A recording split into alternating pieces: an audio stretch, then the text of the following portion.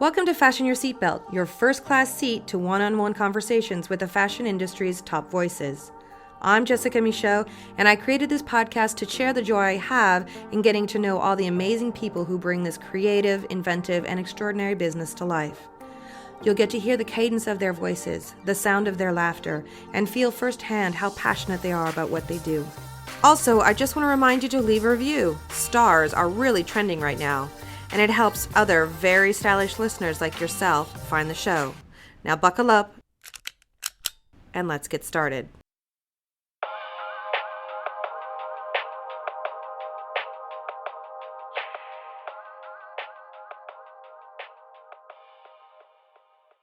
In just 7 short years, Charaf Tajer, the founder and creative director of the brand Casablanca, has proven that the fashion world has room for a multitude of sartorial expressions. His unique blend of old money style, colorful prints, sporty inspirations, and architectural touches has managed to recalibrate the language of contemporary fashion. With roots in Paris and Morocco, Charaf's path to fashion wasn't exactly linear.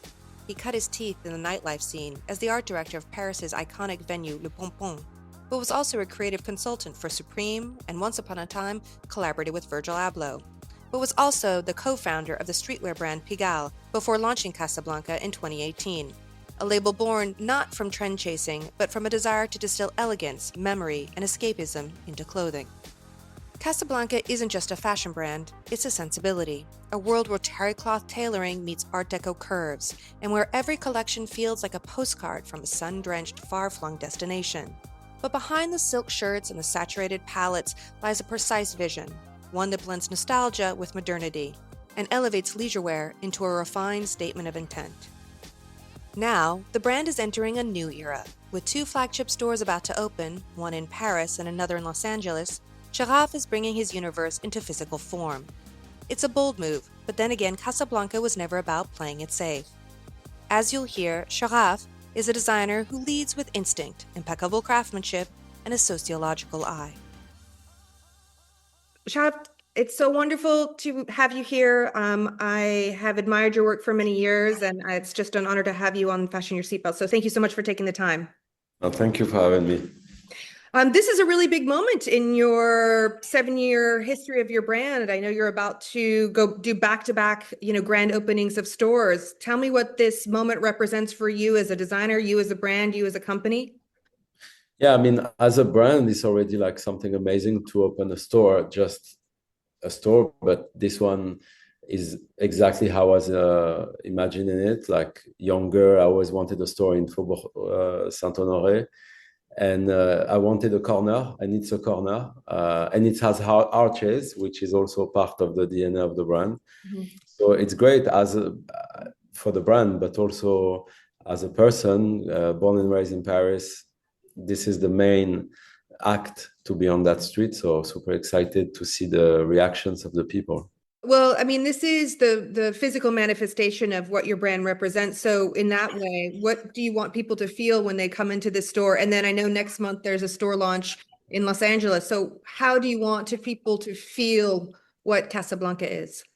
I wanted to give like a physical manifestation, as you said, of the brand, meaning that I wanted to be digest for the people to experiment the colors, the textures, etc. So we're going one step further in like the experience of the brand. It's the first time that we have in a store. So I want people to really understand where also our, inspiration come from, like our a point of view on architecture, on design, on culture, on music, and it's a good way to experiment that. And music is such an important part of my life. Younger, I was a musician, so I always loved music. So you enter the store, you have the music we love, the colors we love, the contrast between like the past and the future that we love to play with. So it's a real like incarnation of the brand. I know from reading about your history that you are self-taught. What do you think that gives you in terms of, as an advantage as a designer or brand building than perhaps going the classic route of going to a fashion school? How did that change your perspective or shape you, do you think? I mean, my parents met in an atelier of couture in Casablanca. So I think like, having a dad who was a tailor and always have machines at home and seeing my parents making clothes for us just as a hobby make me feel like I can do it. But also, I always had love for fashion. So it was a step that is logical for me. It's true that my mom is laughing about it because she said you went and traveled the world, and you end up doing kind of what we were doing. So, but yeah, it's a natural thing for me to imagine things. Imagination is part of what I do. Can you talk to me about a bit about that imagination in the sense of I know you're working so hard to build your brand and you have the daily grind of everything and sometimes it can get so intense. How do you stay creative? Because traveling the world, granted in the past, with your the nightlife culture and all of that, there was that in front of you. How do you do that or maintain that energy or that creativity when you have that day-to-day grind? When I opened my first club when I was 24 years old, I asked the same question to the person who invested in the club. He was 70 years old. His name was Omar. And I told him, how did you last so long into the hospitality business? And he told me, I learned how to steal time. I steal time for my company. I steal time for my friend. I steal time for me. So it's basically find windows where he can escape and like do things that he loves and like come back stronger. And I think that's the whole thing. The schedule is always full. There is never time to do really anything. If you really follow the schedule, you do have to deliver everything that you do. But I think my role in the company is to imagine the next phase, and travel is a big part of my inspiration, but also meeting new people, being part of the music scene, meeting and hang out with new artists or people that I admire. It's a mix of things, but I think like you have to give yourself a breathing space. I mean, in general, to be able to function, and it's very important. And in my case, like travel and music and art is the main thing. And it's a bit crazy because sometimes what gives me inspiration is doing more stuff. So basically, sometimes I'm gonna start like a project. Like right now, I'm starting a big architectural project. It's really time consuming, but it's what's give me a breathing space and like it's helped me to move forward or meeting new artists or discovering new style of music. All those things are like breathing space for me. And I'm not really the type to just stay on the beach doing nothing, but sometimes as well it's important. I do it rarely, but all of those things. Is there one place you say you travel the world? Is there one place that you constantly go back to and that it's like your source, or is it important to be in new places all the time and experience new things? Yeah, I have few actually. Like Japan is one of my first love. It's one of the first big travel that I've done in my life. First time I've been to Japan, I think it was 2004, and it was like really like arriving to another planet. Like it's been more than 20 years now, and I was 19 at the time, so it was like a fantastic experience. I always go back. I love to go back to Brazil, to the west coast of Mexico, Paris. It's different places that I always go back, of course, Morocco. And all of those places are kind of like safe spaces for me. What made you decide that it's now? I've collaborated and worked with lots of different people, and of course, fashion is a collaborative industry by its nature. But what made you decide now it's time for me to go out on my own, to start my own thing? What was the deciding factor for you? Like, I have my own personal narrative that I want to share with the world. As you said, like it's very collaborative. We had friends in fashion since we were very young. Really, like what made me jump from the cliff, because it was a bit the feeling. I didn't know how people were going to react to the brand. Uh, it's really like I wanted to see those clothes, but I couldn't hold it inside me anymore. Like I was feeling that like I wanted to express what I had in mind, and every day, like I used to wake up and see my friends being designers and say, okay, this is cool, but it's not me, and what is me would be more like this. And I respect different expression and type of like communication in other brands, of course. Like I'm a big fan of various, designers, Reikai Kubo, Rico Owens, there are like aesthetics are totally different from mine. But what I understood with the years is you can be you and you can find your audience without trying to fit into someone else's shoes. So, and I wanted to have those clothes, but I couldn't find them anywhere else. So I had to create this aesthetic and built it from scratch, which is one of the best decisions I ever took in my life. It's such an interesting melange, the architecture, the tennis, this kind of like old money, yet young and fresh and eclectic. It's a very, very specific aesthetic. It's such an interesting combination of elements to bring into one particular brand and then nail it with the execution. How I was saying just right before is the mix of all those inspirations. And I didn't want to, compromise my vision by saying, okay, this doesn't work with that. That's why in Casablanca, we can do collabs with Bulgari or Dupont. They are super classic brands. But at the same time, we do a collab with DC10 in Ibiza, that is the most underground and tech house club. And those two worlds live together in the brand, and they are not contradictory. Mm-hmm. I feel like who we are is like this mix of like past and future, especially in Paris. We saw classic embedded into like such a classic architecture and like, a super beautiful brand that have hundreds of years. But at the same time, the people of the modern music, we are the people of like the travel, and we are the people of this contradiction exists in me. So that's why it exists in the brand. And it makes sense. Growing up, I was wearing Nike Air Maxes with Hermes scarves and Lacoste tracksuits, and Cartier glasses. So this contrast always existed in me. So that's the reason why all of this can be cohabiting together. I mean, you brought it up just a second ago, and it was definitely something that I wanted to speak to you about. Your eclectic, again, that word keeps coming up for me, collaborations. When I saw you partner with Bulgari, for me, that was such a creative and unexpected collaboration. Then, of course, you talked about the other examples. For you, what do those collaborations do for you as a brand and you as a creative? We always use collaborations, not for names, but more for skills, first of all, or brand's DNA. Mm-hmm. And from there, we build like kind of a bridge between the brands. And I think that's the beauty of it, being a very young brand, but being also really part of the fashion conversation when it comes to, for example, collabs or Paris Fashion Show. I think what it brings is like, we give to each other something. I think like we live in a world where the last 10 years been too much collabs, too many things, and sometimes things that doesn't make sense. But for me, my dad used to have, let's say, a Dupont lighter, for example, and I never be able to have one myself. So the day like I had the opportunity to have the option of design products with them, it was like an amazing bridge that we can build between their team and our teams. We become super good friends.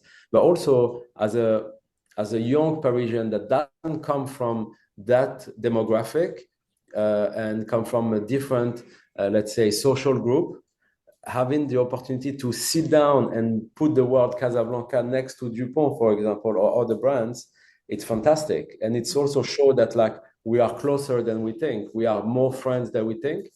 Socially, and I love this idea. I think like it's fantastic, because when we look at big brands, we think, oh no, they are too high for us, we cannot touch them, they are the untouchable, they are the elite. But in a way, me collaborating with them shows that like they are open to those young immigrants or from immigrant parents, from the music culture, etc., and they are open to us and they understand our art. So it's more than just a collab. It's more like, okay, look, we can be friends. That's the message behind it. What do you think about that when you're seeing the brands? A lot of big brands are now bringing in elements. I know you have the cultural relevance to bring things in from the Middle East and from Morocco and this region, but we're seeing other brands really tapping into what's going on in India and taking in regional tropes into their designs. Do you think it's important to bring these elements in, like you were talking about with the collaborations, to kind of educate a larger population about maybe styles or design from other parts of the world? Do you think that's an important thing that brands should be doing? Yeah, I think if it's part of the DNA of the brand, I think it's very cool because I mean we got lost a bit the last years. I mean, a few years ago into the idea of like cultural appropriations, etc.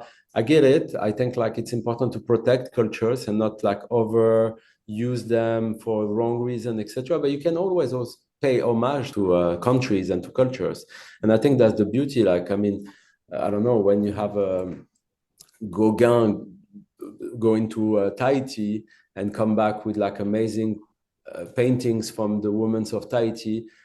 I mean, the context was totally different. It was another world, but just saying that like the travel always been an element of exchange of art and feelings. So me, I'm for it. You know, like also that's how I work. I love to dedicate each collection to artistic movement and travel and architecture. And for that, you want to be able to pay homage to those cultures, whether it's Japan or Mexico or Monaco or the north of Italy or the house music or whatever it is. I think it's an homage, and if it's made with love, I think it's the most important. You have the idea of fashion and design in your blood, in your own family, but what is your personal creative process? Are you somebody who, gets up in the middle of the night and sketches? Are you somebody who does a mood board with lots of different images? Are you collaborative more with a team, or are you more hands-on? Do you drape? What is your process in terms of creativity? It's a little bit of everything, but it's always start by an idea, by a song, by a travel. Hmm. And also, as I said before, it's really an homage to things I love, Hmm. without taking out of Casablanca's DNA. Like, no matter what we do, you can always recognize a Casablanca item. And I think it's one of the strongest thing we have. It's our own DNA. That's why we're able to inject ideas and different like destinations and concept. And the way that like I work is always by an idea, starting by a song, by the travel, but also it can be, as you said, like mood boards, or it can be waking up in the middle of the night, or like being with friends and like smell something and like leads us to another thing. So it's really emotional and sensitive experience. It can be a touch, it can be a thing, and then it's my process is like to give those feelings to the people. Like my experience is to is I have my own experience, and the collections are here to share my love and my feelings that I have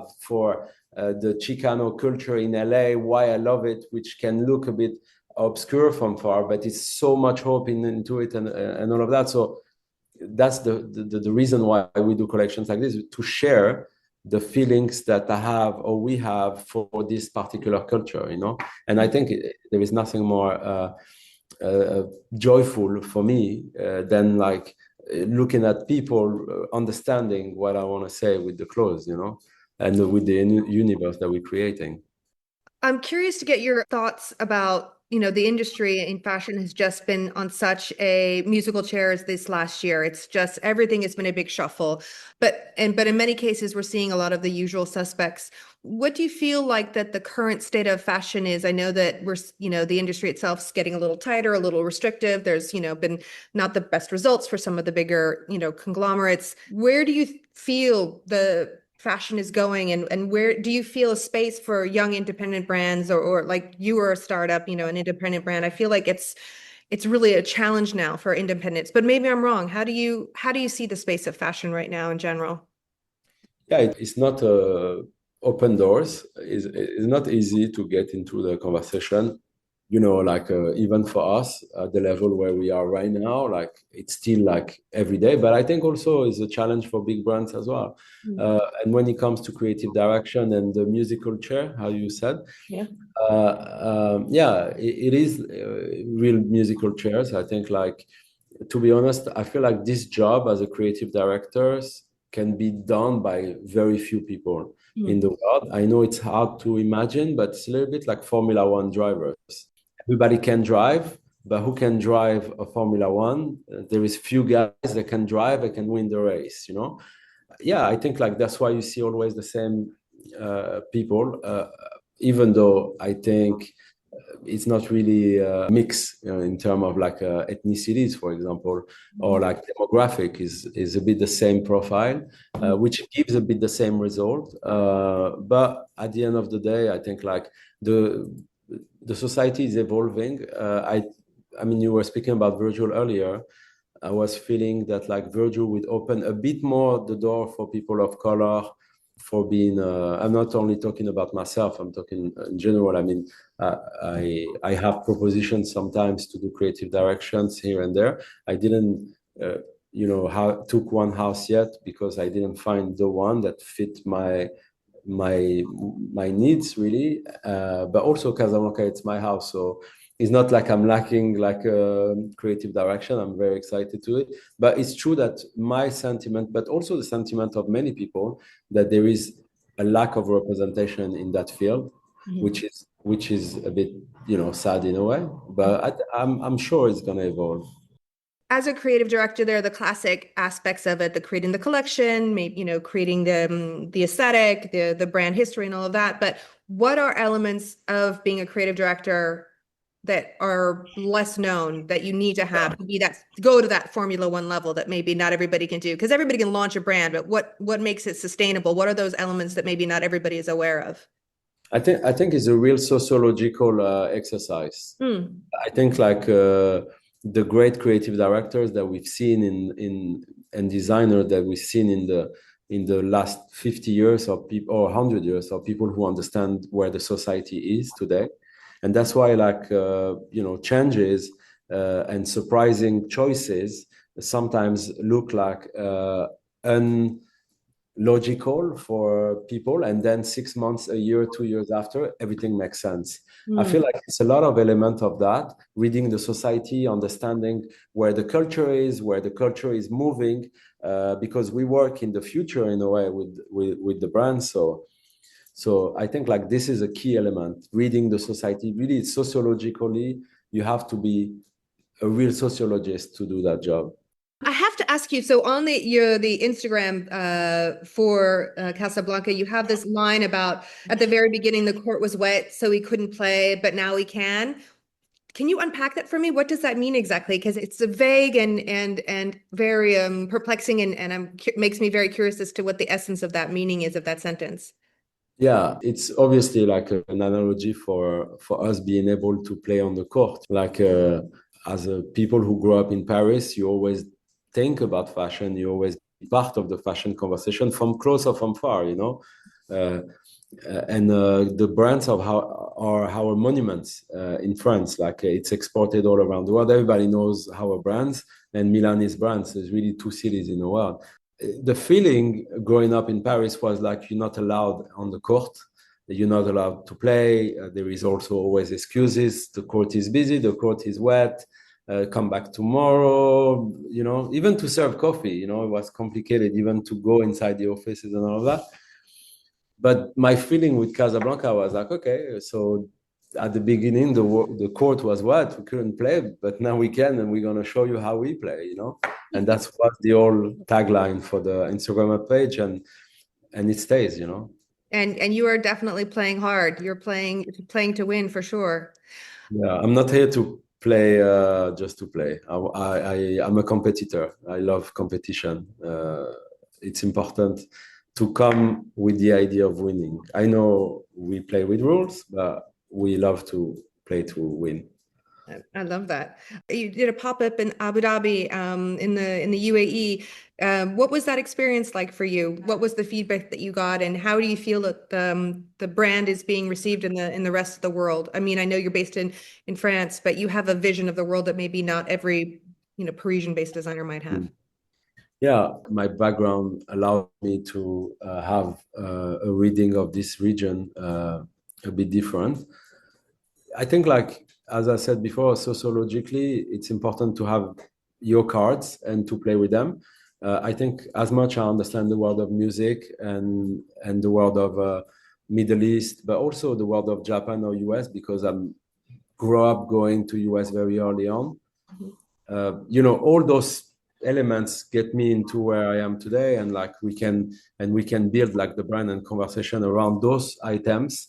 But it's not a black and white answer. It's more like finding the answer to what the people need. It's also finding the answer about what you need yourself. So it's more complex than a black or white answer, if that makes sense. If there was a day in your career that you could go back and relive, that maybe you didn't appreciate in the moment, or make a different decision, or just sit with it again, is there a day that comes to your mind that you really wish you could live again and experience a second time if you could? I'm really not a nostalgic person.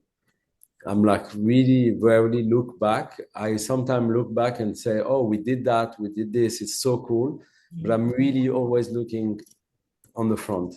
So I'm not really someone who wants to relive things in the past. It's kind of the opposite, actually. I don't love to think too much about the past. I really love to look forward always. You're working on this architectural project. Is that, a new, well, I mean, I know you've always been in loving architecture, but is this the current fascination, the current focus for you? Is there something else that's really interesting you, creatively speaking right now? It's always been central in my work, always been central in my research. Also, the philosophy of certain architects, how they make things move forward by doing something so static. It's something that always fascinating me. Yeah, it's for next year. I'll reveal the project, and it will be like, I think, a big one. I hope. But it's like the first time that like it will be a full-on architectural project, like from the floor to the ceiling. Uh, I'm very excited about it. And I think also architecture is the mother of arts. That's what Frank Lloyd Wright was saying. Is like it's the art that like everybody understands, respect, see, cannot deny, but also is the art that regroup all the other arts to a certain extent. So doing something in that conversation, it's also sitting at another table in a way, and that's very important for me. I'm going to ask you my 5 generic fashion questions, but I actually have one more generic one that I want to throw in there, and it's the classic advice, knowing, like we talked about earlier, that the fashion industry can, there's a lot of gatekeeping. Granted, with social media, things have loosened up a little bit, but what is the piece of advice you would give somebody who wanted to follow in your footsteps, or even yourself if you wanted to, start again today, if you could speak to your younger self, what would be that piece of advice for somebody, wanting to follow you? Honestly, like believe in what you have inside, like I think we all have our answers. In that case, like for example, I was saying like earlier about Rick Owens, when my first experience in fashion was in the backstage of a show of Rick Owens, and the mother of my friend at the time was doing the production for the shows, and I've seen that world, and I was like, what? Who are those people? Like they dress like this and they have clients. And I was like, okay, so you can really express whatever you are inside and like find your people. And it was a groundbreaking moment for me. So really, like, don't be afraid of what you love. Don't be afraid of who you are. Don't be afraid of what you feel like. If you love that aesthetic, for example, Casablanca, when I started Casablanca, before I do the first shirt, my friends were like, silk shirts? Are you sure? This is so tacky. This is wrong. Like, this is not cool in the world of fashion, where fashion was very monochromatic. It was other brands like Alix or Balenciaga or brands like this. And people were like, no, but this is not cool. I'm like, okay, but wait. I'm going to make it cool. Just let me show you the way that I want to make it. Mm-hmm. And it makes sense, But I think this is the advice I would say, just do the things you love, like the things you truly love. Don't try to fit in someone else's aesthetic, because this is wrong. Mm-hmm. That will never work. I've never ever seen that work. Not really. It's another world. Absolutely.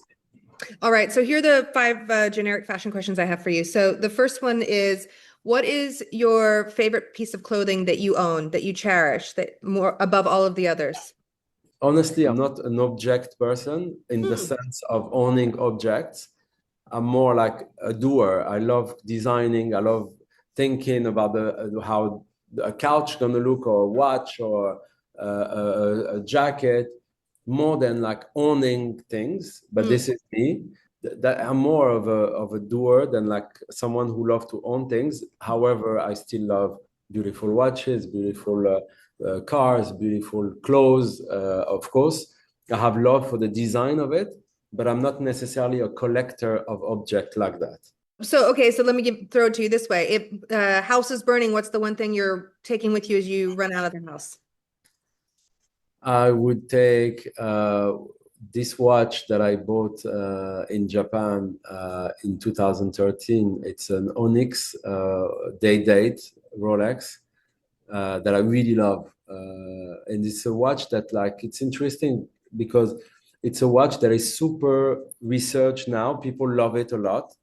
But back in the days, it was a non-popular watch. It's a watch that have no numbers. It's all black, dial and all of that. But at the time, nobody wanted it. So I bought it when it was very cheap. And now the value is so high, but I don't love it for the value. I love it because it's interesting how the perspective of objects can change. People will be like, no, but this is not a cool Rolex. People don't want it. But actually now it's the one that everybody wants. So I would say this item represents that for me. 4 more questions, real quick. Luxury items, buying, a designer item, for a lot of people, it's out of reach for them. But if there was one item that you think someone should like save their pennies for and really take the time to invest in something of value of a designer level, what is that one piece that you think somebody should really take the time and invest in? I'm always more for buying quality in general than buying like non-quality clothes. I think just because you keep them longer, you can be, I don't have one particular item, but I have definitely more respect for people who saving and buying the right item, the real deal, than like buying like 5 shirts, let's say, that are not right, or 10 shirts that are not right, instead of buying the one, but you can keep this shirt for 10 years, 20 years, and like you have more respect for it. Mm-hmm. So this philosophy makes more sense for me. I know that this almost feels like a passé question now, but because I feel like trends are passé, but is there one fashion trend or one trend that you would never follow or try? Every aesthetic is valid for me. Even the worst ones, like, can become cool if you put it in the right context, Yeah, that seems very keeping in your design vision. I like that answer. Who's your favorite designer, fashion designer, living or dead? No, I have few. I love André Courrèges for his vision of like the classic futurism. I love Gabrielle Chanel for her sense of aesthetic, but also revolutionary vision on what women should wear. Of course, I love many. I love Saint Laurent. I love Cristobal Balenciaga. I love, Gianni Versace, of course, like one of my biggest inspiration. Yeah, I love those people who have create a turning point into the conversation. Because again, sociology and fashion are, we say that like if you change how people dress and you change architecture, you change the world, So, but also in architecture, I have a lot of people that I respect highly, but I really respect those people, but also many people, Dries Van Noten, people who Reika Ikubo, Junya Watanabe, like it's hard to pick one, but people who brought their newness, their progress into the world. My last question for you would be, and again, the most generic of all fashion questions is what do you love most about fashion? Probably the sense of being non-static. Like, as much as brands are monuments, and they are static in a way, but there is also, everything is allowed to be done visually. And like when you see John Galliano at Dior, the way that he brought Dior into another dimension, or what J.W. Anderson did with Louis V, or the fact that like you can take something that is so classic, also something that like you reinventing the wheel every time. And I'm still surprised that like with 2 legs, 2 arms, a body, we still do newness within the world of fashion. And I love the constant evolution and the movement of like the fashion industry. That's what I love the most. Yeah. This was wonderful. Merde for the launch of the store in Paris and then in LA next month. Congratulations on all your successes. Thank you so much. Thank you. Congratulations for your podcast as well. Beautiful work. Thank you so much. Thank you. Have a wonderful day. Bye-bye. Thank you. Don't want to miss an episode of Fashion Your Seatbelt? No problem. Just go to iTunes or wherever you download your podcasts and click on the subscribe button. Then every new episode will drop into your feed automatically. No fuss, no muss.